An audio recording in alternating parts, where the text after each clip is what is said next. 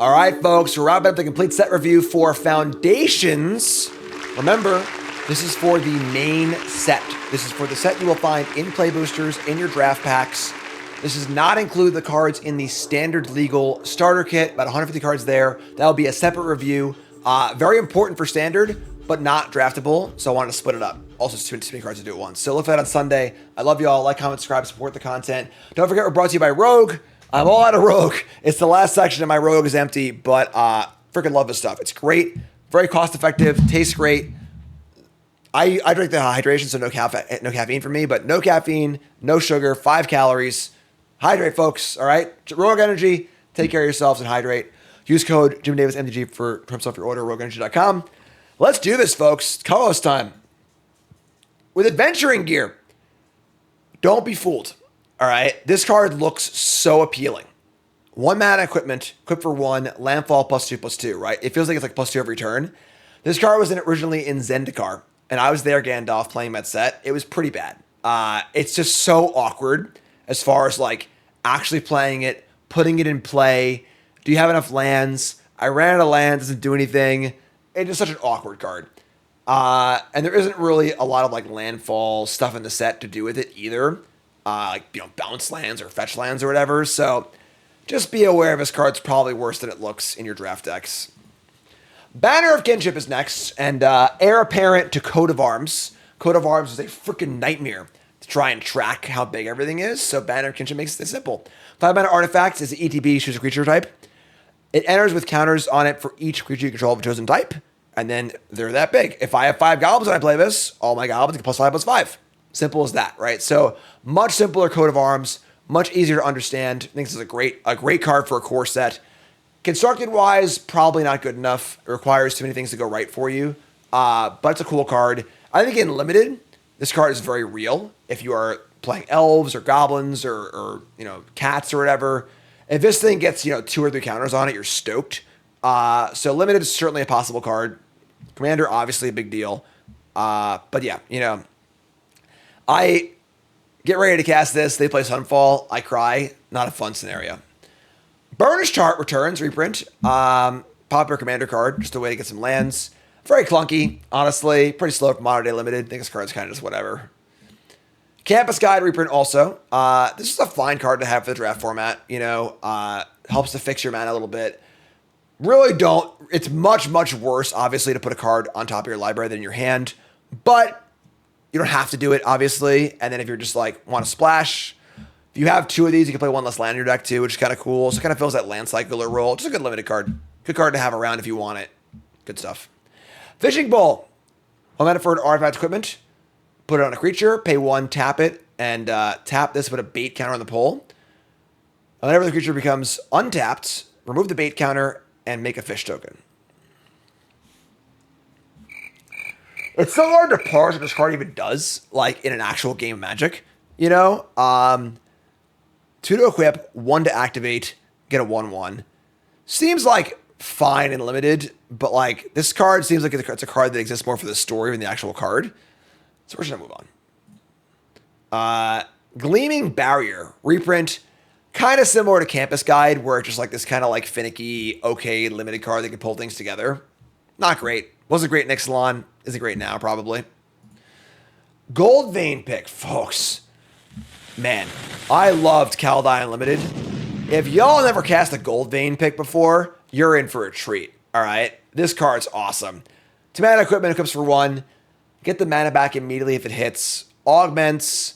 Goes great on Healer's Hawk and Friends. This card's just awesome. It gives you a constant mana advantage.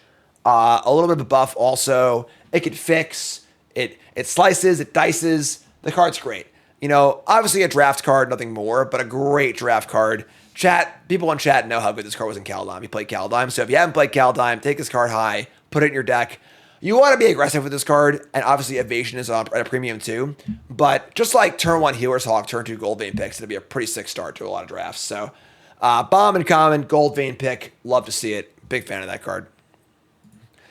Heraldic Banner is next, and kind of outclassed by the one in Bloomborough that cares about creature types, but a cool card. Mana ramp rock that pumps the team. More of a commander card than like a standard card, but good and limited, I think. If you're just playing like cat tokens or whatever. It can be kind of cool. But yeah, cool. Card's cool. I like it. Probably not going to see play constructed, but cool limited card. Just a fun card. I just like this card. I don't know. It's just evocative. I like it. Jugs! Jugs is back. Oh, Jugs. We love Jugs. Bingo. Not particularly great, obviously, in modern day, Magic, but a reasonable limited card. It's big enough, and just cool. I just like Jugs. That's all I got. Leyline Axe. Everyone loves Leylines, right? I'm still a piece of garbage. 4-mana artifact equipment. If it's in your opening hand, it starts the game on the battlefield. Creature gets +1/+1 as double strike and trample. That's obviously a very, very powerful combination of abilities to give to a creature. Equips for 3. That's also a lot.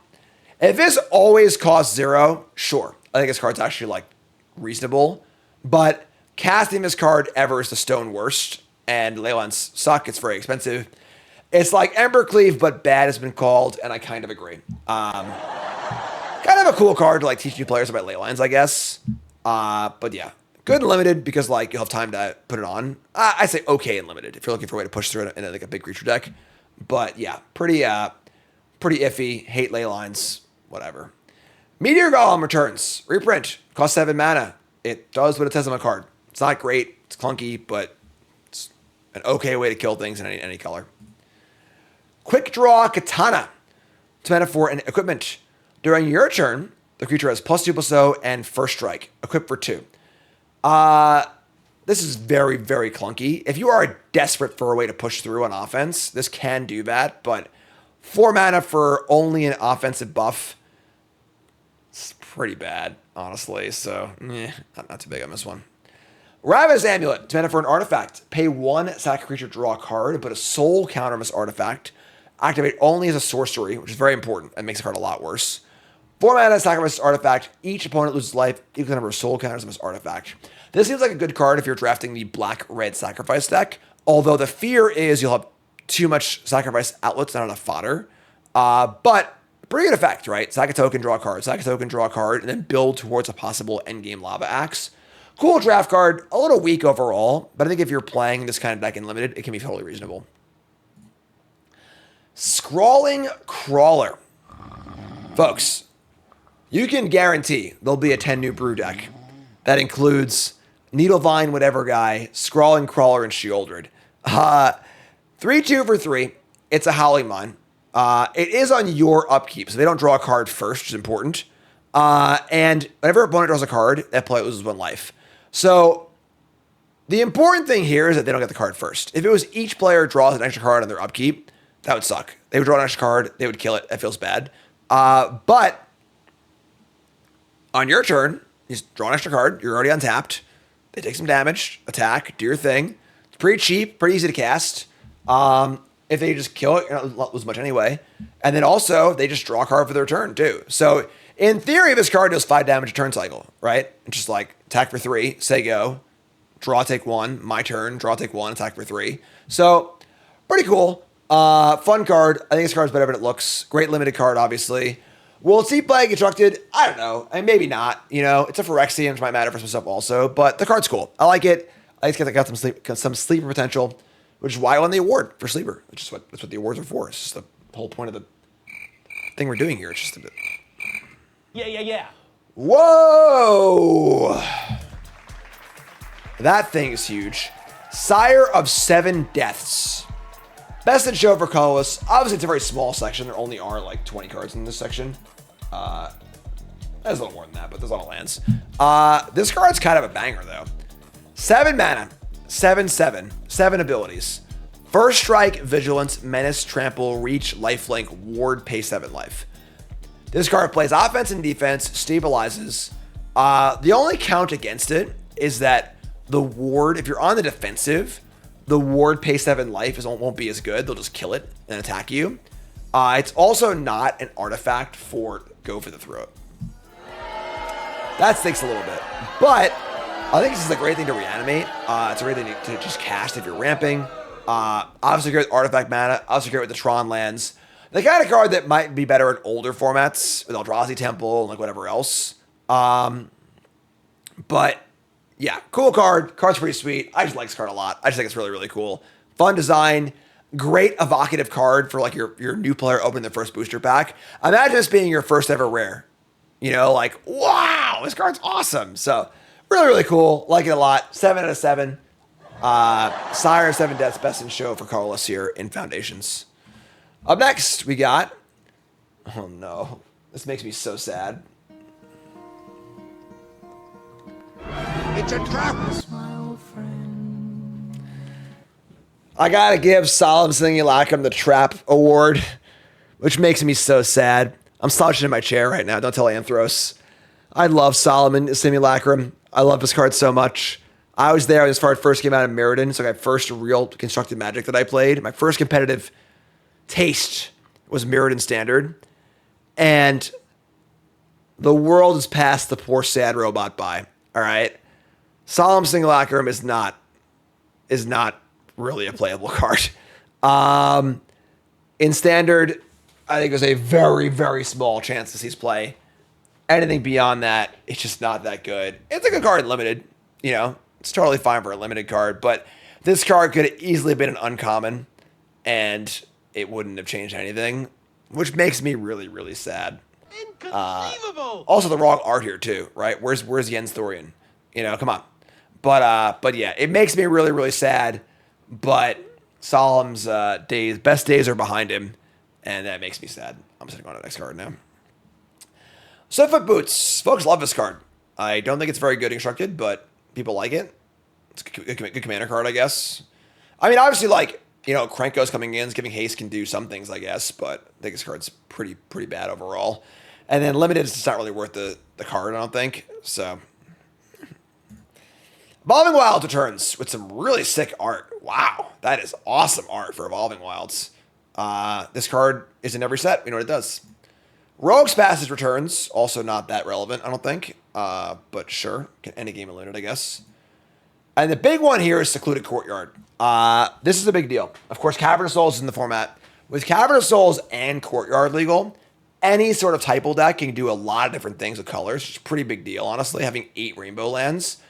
So this is a big deal for Standard. Also a big deal for the next, 5 years this is legal, when eventually the Cavern of Souls rotates out. So, big card.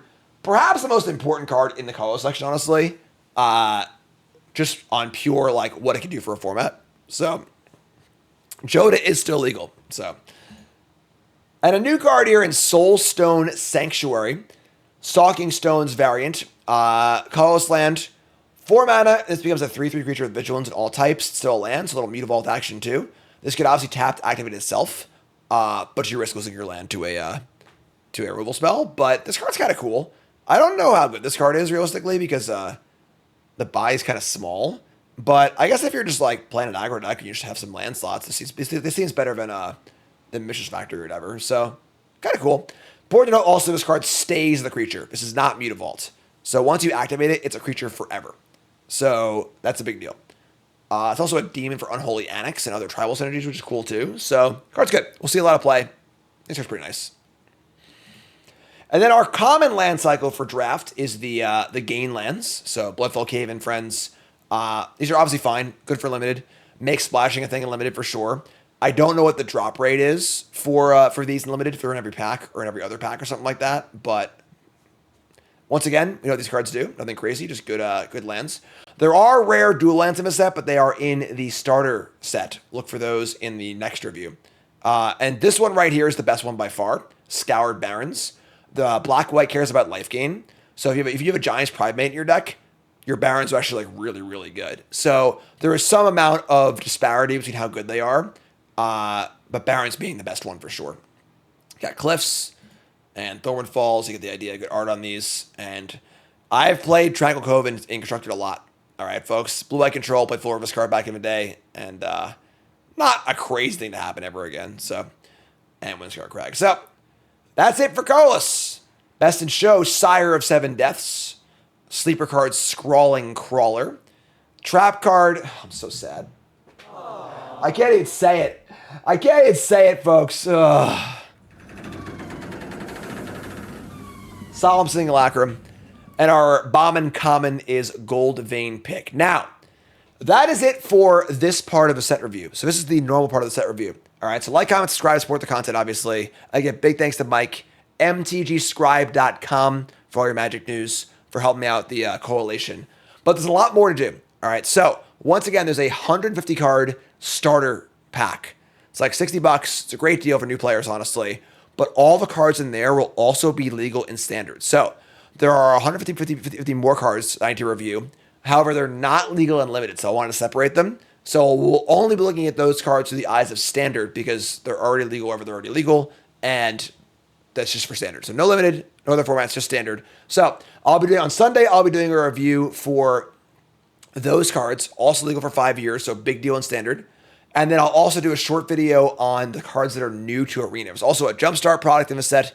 The Jumpstart product is not legal in anything it's not already legal in, except for Arena, where there are some cards in the Jumpstart product that are in paper, obviously, but also on Arena that aren't on Arena yet. So, for example, Dark Confidant is in there, not legal in standard, and not legal anywhere new in paper, but because that card's not actually on Arena, now it's added to Arena for Historic and Timeless. So I'll mention that also. So a lot to do here. This is a huge set. I think it's almost 1,000 cards when all is said and done between Jumpstart, starter, and regular set. So we'll go over all of it. I appreciate your patience. And of course, like, comment, subscribe, support the content. I'll be on Sunday with the review for the starter set, which is very, very important here for standard. Big, big deal. Hot reprints in there, folks. All right. So to look for it. All right. So thanks for watching, folks. Appreciate it. YouTube folks, love you. Like, comment, subscribe. You're all great. Peace.